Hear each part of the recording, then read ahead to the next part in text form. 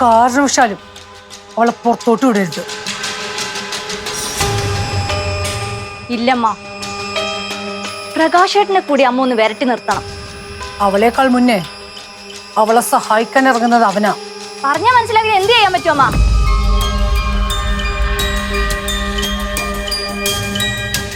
എന്തൊക്കെ ബഹളങ്ങളായിരുന്നു. ഒരാൾ ഉറക്കിക്കിടത്തി പരീക്ഷയ്ക്ക് പോകുന്നു, വേറൊരാളെ പൂട്ടിയിട്ട് പരീക്ഷയ്ക്ക് പോകുന്നു. എന്നിട്ടിപ്പ എന്തായി? സമയദോഷം. അല്ലാണ്ട് എന്ത് പറയാനാ?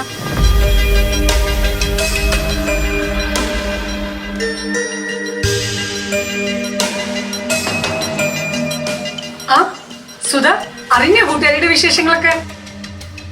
എന്താ സുധ ഇതൊക്കെ ശ്രദ്ധിക്കണ്ടേ? നല്ല ശ്രദ്ധക്കുറവുണ്ട്. എന്തു പറ്റിയടി?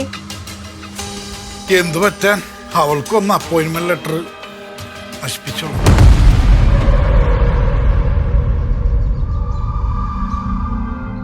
പീസ് പീസായി കീറിക്കളഞ്ഞു. പാവം, ഇനി ജോലിക്ക് പോകാൻ പറ്റൂല. അവളുടെ പുന്നാര അനിയൻ പ്രകാശൻ PSC ഓഫീസിൽ ചെന്ന് ശരിയാക്കി കൊടുക്കാന്ന് പറഞ്ഞേക്ക. അങ്ങനെ അവനെങ്ങാനും പോയാ അവന്റെ മുട്ടുകാലി ഞാൻ തല്ലി ഓടിക്കും. കേട്ടോ, അമ്മയെ ഇങ്ങനെ പറയുന്നു. ഇപ്പൊ ഇനിയിപ്പൊ നിങ്ങൾ പോയി ശരിയാക്കാന്ന് വിചാരിച്ചാൽ അങ്ങനെ ശരിയാവും. ഒറ്റക്ക് പോയാ പറ്റൂലല്ലോ. ഇവളും വരണ്ടേ. ഇവള് വരാതെ നോക്കേണ്ടത് അത് ഞങ്ങളുടെ ഉത്തരവാദിത്വമല്ലേ? ഇവരെന്തൊക്കെ പിച്ചിമ്പയോടി പറയുന്നേ? എനിക്കറിയാൻ പാടില്ല ചേച്ചി. കുറെ നേരം കൊണ്ട് തുടങ്ങിയേക്കാ അപ്പോയിന്റ്മെന്റ് ലെറ്റർ കീറി, കത്തിച്ചു, ഫ്ലഷ് അടിച്ചു എന്നൊക്കെ പറഞ്ഞോണ്ട്.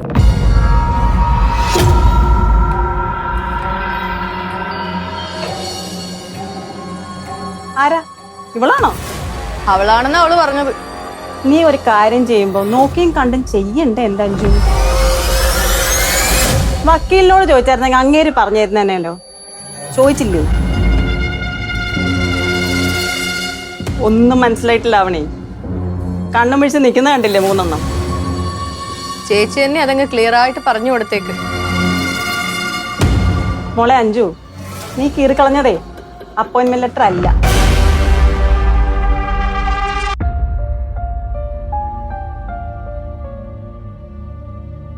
അതിനെ അഡ്വൈസ് മെമ്മോ എന്ന് പറയും. അഡ്വൈസ് മെമ്മോയാ?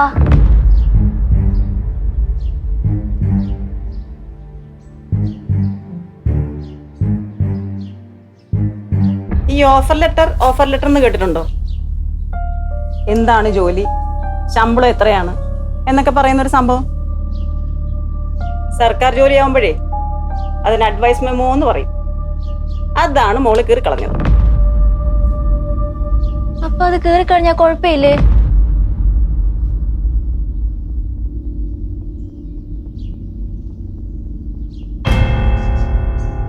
അഞ്ജു, അത് സൈറ്റിൽ തന്നെ കാണും. ഇനി എനിക്ക് ഡൗൺലോഡ് ചെയ്യാവുന്നതേ ഉള്ളൂ. കുറച്ചെണ്ണം കൂടെ ഡൗൺലോഡ് ചെയ്തിട്ടേ ഒരു 50 കോപ്പി എടുത്ത് തരട്ടെ. അമ്മയ്ക്കും മകൾക്കും കൂടെ കീറി കളിക്കാം.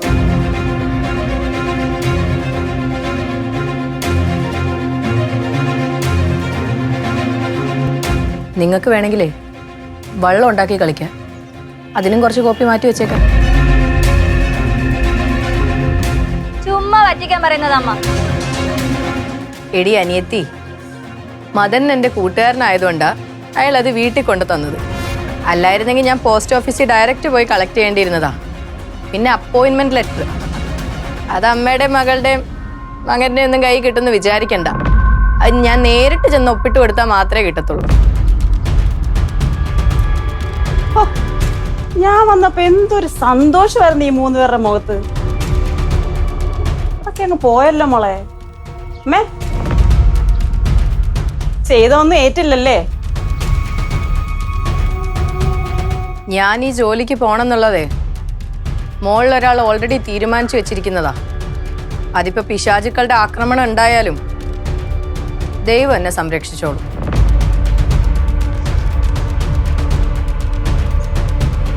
ഇങ്ങനെ വെറുതെ നിൽക്കാതെ അടുത്ത എന്താന്ന് വെച്ചാൽ ചെയ്യാൻ നോക്ക്. ഇനി കുറച്ചു ദിവസം കൂടെ അല്ലേ ഉള്ളൂ ഞാൻ ജോലിക്ക് പോവാൻ. നേരം കളയണ്ട, പെട്ടെന്ന്. അമ്മ, അടുത്തത് പെട്ടെന്ന് നോക്കിക്കോളാൻ.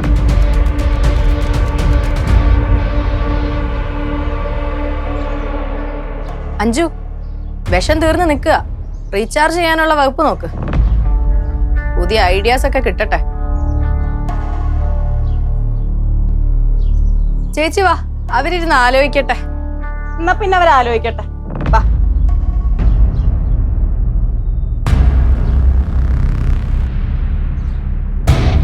അമ്മ, ഒന്ന് പോടി അവിടുന്ന്. ഒരു ലോകവിവരം ഇല്ലാത്തവള് പത്രമെങ്കിലും എടുത്ത് വായിച്ചൂടെ? അത് അമ്മയ്ക്കും ഇല്ലല്ലോ.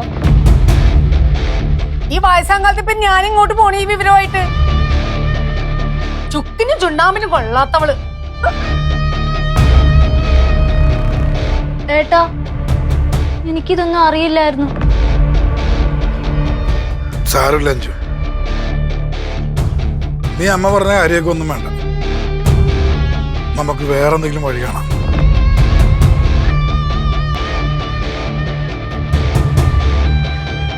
അന്ന് എണ്ണ ഒഴിച്ച് തള്ളിയിട്ടത് നന്നായി. ഒന്നും ചെയ്യത്തൂല്ല, ചെയ്യുന്നതിനൊക്കെ കുറ്റവും. ചാക്കുള.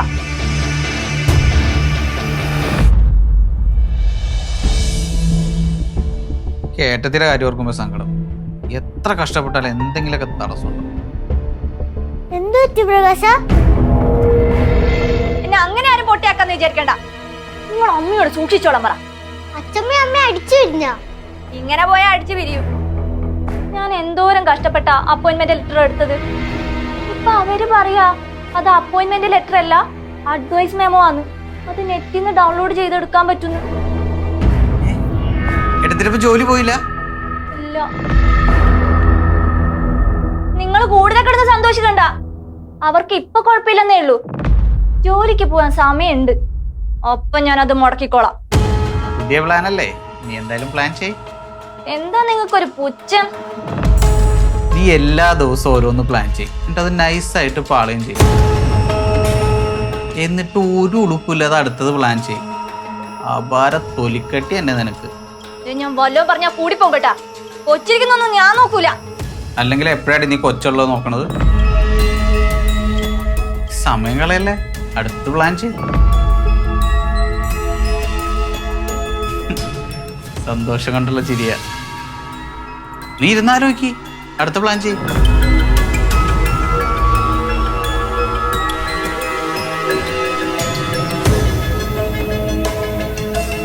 അമ്മ ഇരുന്ന് ആലോചിച്ചമ്മ.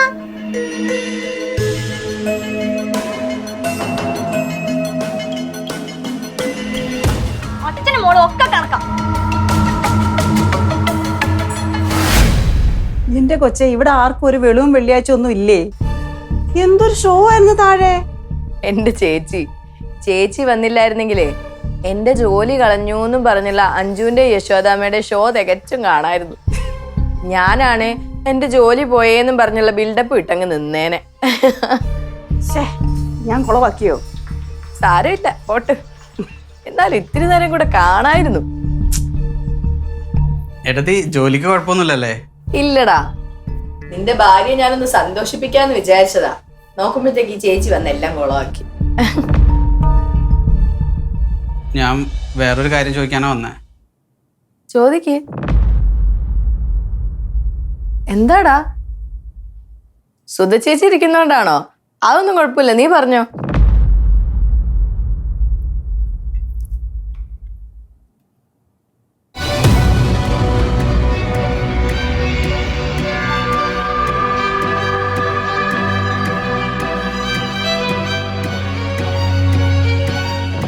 ഈ ഫോട്ടോ നിനക്ക് എവിടുന്ന് കിട്ടി? ഏട്ടത്തി, അന്ന് സ്ഥലക്കച്ചവടത്തിന്റെ ആവശ്യത്തിന് ഒരു രജിച്ചേട്ടൻ വന്നില്ലേ? ഞാൻ ആ സ്ഥലം കാണാൻ പോയിരുന്നു. അവിടെ ആൾതാമസമൊന്നുമില്ല, ആകെ പൊട്ടിപ്പൊളിഞ്ഞ് കിടക്കുക. എനിക്ക് അവിടെ നിന്ന് കിട്ടിയത് ഈ ഫോട്ടോ.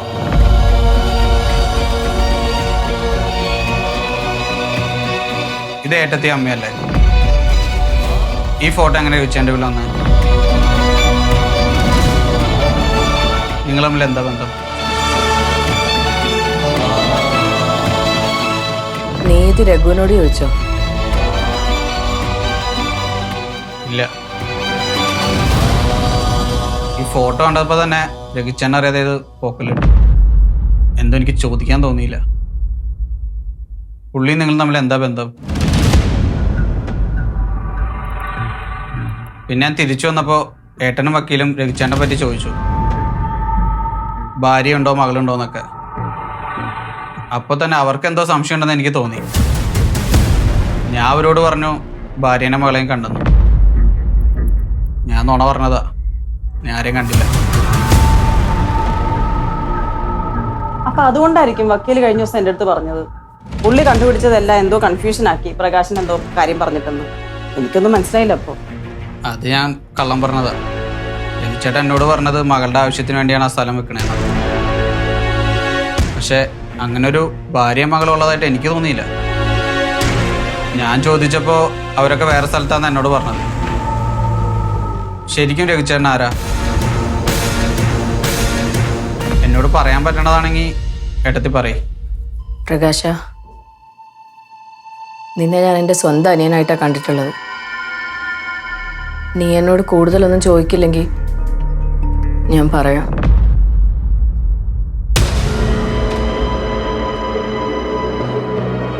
ഏട്ടത്തി പറയേ. രഘുവാണ് എൻ്റെ ശരിക്കുള്ള അച്ഛൻ.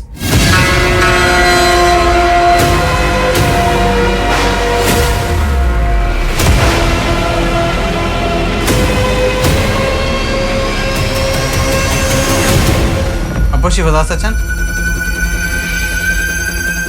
ദാസച്ചൻ എൻ്റെ രണ്ടാനച്ഛനാണ്. രണ്ടാനച്ഛനോ? അപ്പൊ രഘുവാണല്ലേ ശരിക്കുള്ള അച്ഛൻ? നിങ്ങളുടെ സീക്രട്ടൊക്കെ പൊളിഞ്ഞേട്ടത്തി. എനിക്ക് കൂടുതലൊന്നും അറിയണ്ട. ഞാൻ രഘുച്ചേനെ ഒഴിവാക്കാം. വേണ്ട പ്രകാശ, അതത്ര ബുദ്ധിയല്ല. അയാൾ ക്രിമിനലാ. രഘുവിൻ്റെ കാര്യം ഞാനും ചേച്ചിയും അരുന്ധതി വക്കീലും കൂടെ ഒരു തീരുമാനം എടുക്കുന്നുണ്ട്. അതുവരെ ഒന്ന് മയത്തി നിൽക്കുന്നതാണ് നല്ലത്.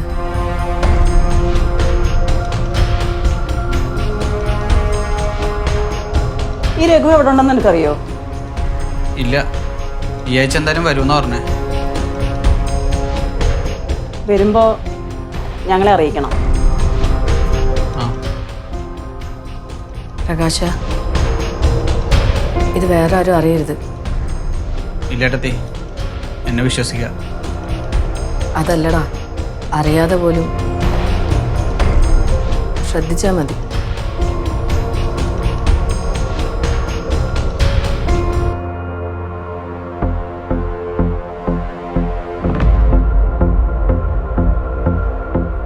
ആദ്യം ഞാനിത് ആരോട് പറയണം? അമ്മയോട് പറയണോ? ഏട്ടനോട് പറയണോ? അതോ ആ വക്കീലിനോടോ? എല്ലാവരും മാറി മാറി ചോദിച്ചുകൊണ്ടിരുന്ന ചോദ്യം, ആരാ രഘു? അത് നിങ്ങളുടെ അച്ഛനാണല്ലേ? ശരിയാക്കിത്തരാം. ആവണി, ഇതാ പറയുന്നേ, ദൈവം എല്ലാ കാലം നിങ്ങളെ കൂടെ നിൽക്കില്ലാന്ന്.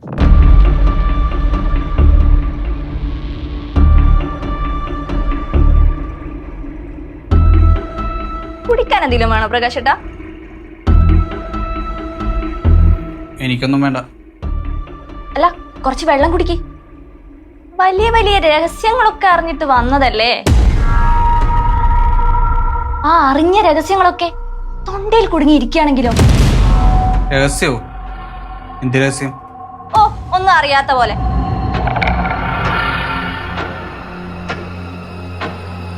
നിങ്ങളും അവരും മുകളിൽ നിന്ന് സംസാരിക്കുന്നൊക്കെ ഞാൻ കേട്ട്. രഘു അവരുടെ അച്ഛനാണല്ലേ? ശിവദാസൻ അവരുടെ രണ്ടാനച്ഛൻ. അയ്യോ, ഞെട്ടല്ലേ? ഞെട്ടാനിരിക്കുന്നതേ ഉള്ളൂ. ഇത് ഞാൻ എല്ലാരോടും പറയും.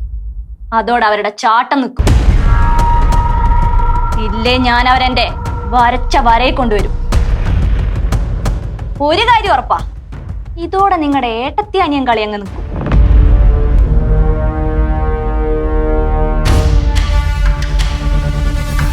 നീ ഇതാരോടും പറയല്ലേ അഞ്ജു? എല്ലാരോടും പറയും. നിങ്ങൾക്കിതിന്റെ വേറെ രസം എന്താണെന്നറിയോ? ഞാനിത് എല്ലാരോടും പറഞ്ഞാലും നിങ്ങൾ പറഞ്ഞു തന്നേ വരൂ. കാരണം ഈ രഹസ്യം നിങ്ങളോട് മാത്രമേ പറഞ്ഞിട്ടുള്ളൂ. ഇതോടെ നിങ്ങളും അവരും തെറ്റും. ഏട്ടത്തി എന്റെ കാഴ്ചോട്ടില്ല.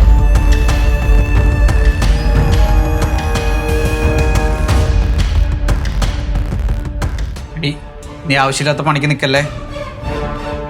നിങ്ങൾക്കറിയാലോ, ഏട്ടത്തെ ദ്രോഹിക്കാൻ കിട്ടുന്ന ഒരവസരം ഞാൻ പാഴാക്കൂല. അപ്പൊ ഇതുപോലെ ഒരു ആറ്റം ബോംബ് രഹസ്യോ ഞാനത് പാഴാക്കൂ?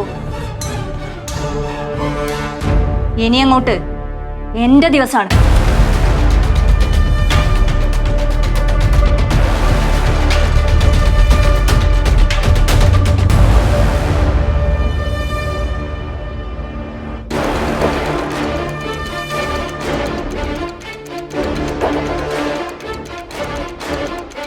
ഞാൻ അന്ന് ഇറങ്ങുവാ. ഇനി എന്തെങ്കിലും ആവശ്യമുണ്ടെങ്കിൽ വിളിക്കേ. ശരി ചേച്ചി. ടെൻഷൻ അടിക്കണ്ട. സുധി ചേച്ചി പോവാണോ? അതെ. എന്തേ? ചേച്ചിക്കൊരു കാര്യം അറിയോ? നമ്മുടെ ശിവദാസനില്ലേ, ഏട്ടത്തിയുടെ അച്ഛൻ, അതെ, അത് ശരിക്കും ഇവരുടെ അച്ഛനല്ല. ഞെട്ടി. ആവണി നല്ല പോലെ ഞെട്ടി. ഇത് ഞാനെങ്ങനെ അറിഞ്ഞെന്നായിരിക്കും. നിങ്ങളെ പുന്നാര അനിയൻ പറഞ്ഞിട്ട് തന്നെ. അല്ലാതാര്?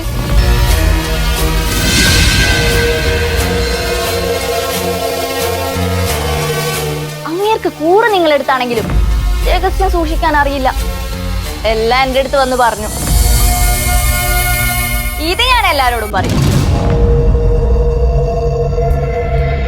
ഇങ്ങനത്തെ കാര്യങ്ങളൊക്കെ മറച്ചു വെച്ച് കല്യാണം നടത്തിയല്ലേ? പുളിങ്കൊമ്പി പിടിക്കാൻ വേണ്ടി എല്ലാ സത്യങ്ങളും ഒളിപ്പിച്ചു വെച്ചല്ലേ? ഇനിയിപ്പോ അങ്ങനെ അല്ലെങ്കിൽ പോലും അങ്ങനെയാണെന്ന് ഞാൻ വരുത്തി തീർന്നു.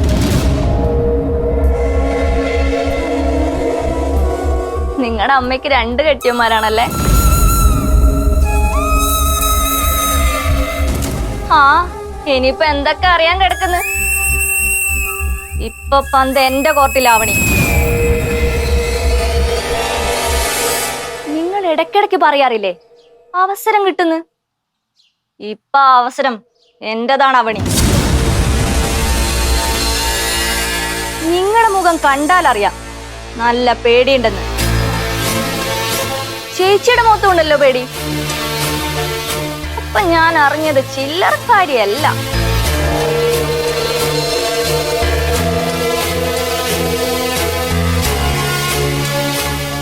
പ്രകാശിന് എന്ത് പരിപാടിയാവണേ കാണിച്ചത്?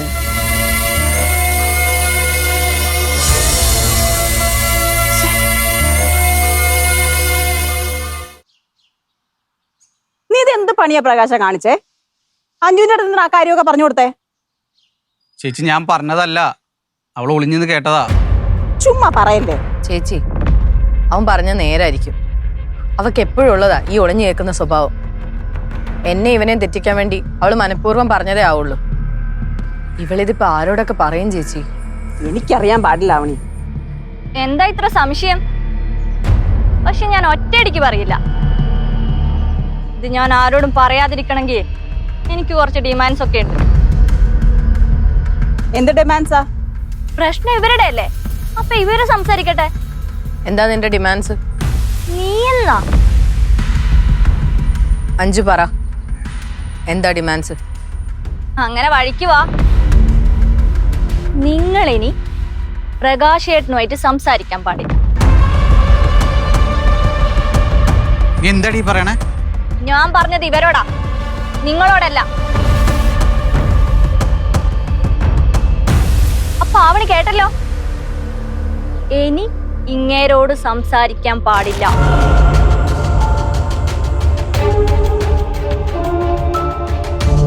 അതുപോലെ ഇങ്ങേരും ഏട്ടത്തി ഏട്ടത്തി എന്ന് പറഞ്ഞ് നിങ്ങളുടെ പിന്നാലെ നടക്കാനും പാടില്ല.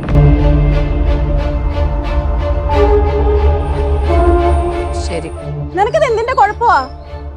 അവള് പറയുന്നൊക്കെ അനുസരിക്കാൻ നിൽക്കുവാണോ നീ? ഞാൻ പറയുന്നത് ആവണി അനുസരിക്കും. രോഹിണിയുടെ മുഖത്തെ പേടി അത് പറയുന്നുണ്ടല്ലോ. ശരി, നീ പറയുന്ന പോലെ. അതാണ് മിടുക്കി. ബാക്കി ഞാൻ പിന്നെ ഓരോന്നായി പറഞ്ഞു തന്നോളാം. പക്ഷെ അതുപോലെ കേൾക്കണം. കേട്ടോ ഏട്ടത്തി?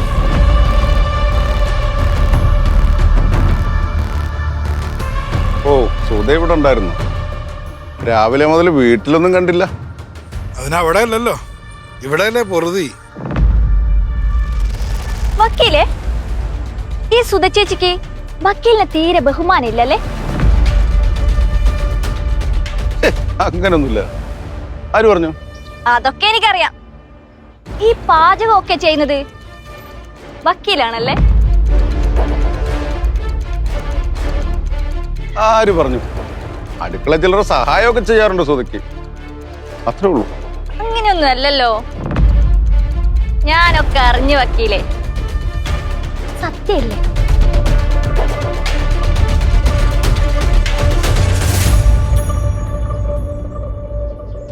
സുധ ചേച്ചി, വക്കീലിന് ചേച്ചിയുടെ കൈ കൊണ്ടുണ്ടാക്കുന്ന ഭക്ഷണം കഴിക്കാൻ ആഗ്രഹം കാണില്ലേ? എനിക്കറിയില്ല. ഇതൊക്കെ അറിയണ്ടേ വക്കീലേ? വക്കീലിന് എന്താ കഴിക്കാൻ ഇഷ്ടം? എനിക്ക് ചപ്പാത്തിയാണ് ഇഷ്ടം. സുധ ചേച്ചി, വക്കീലിൽ നിന്ന് ചപ്പാത്തി ഉണ്ടാക്കി കൊടുക്കണേ. നീയാണോ തീരുമാനിക്കുന്നത്? ഏട്ടത്തി ഒന്ന് പറയട്ടത്തി, പാവം വക്കീൽ.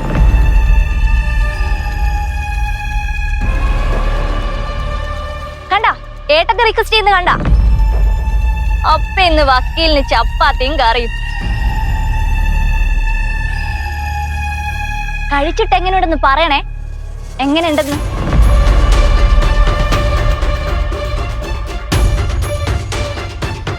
അല്ല സുധേ, ഇവിടെ എന്താ സംഭവിച്ചേ? മാറണം.